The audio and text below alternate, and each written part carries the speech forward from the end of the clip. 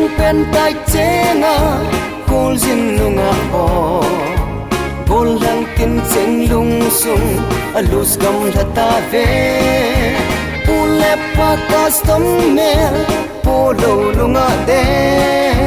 fashion style amata pai ma kisa vet nom chung tho pai zong a hoi tho sắp con tiếng cái say na popular lệ riêng ta hiện là chính thế chính cái zoom so can de xin long pen go tai hello custom zong atai e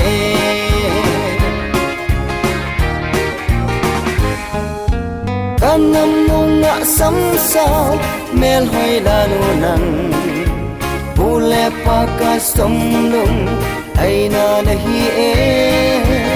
ule pa custom khop la no nang va sakhi pi asan le anovang akang po ipu ipateo chondan bolelang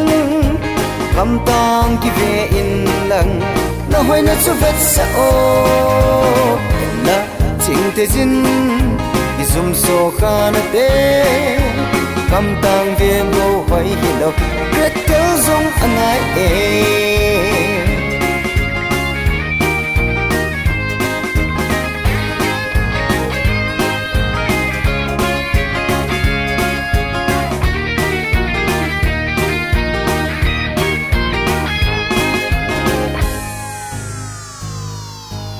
ol lang khang tha te ho chính thi xin omun tu lai nong ngã so tha mo hel ding ngai to da parfum powder nam hon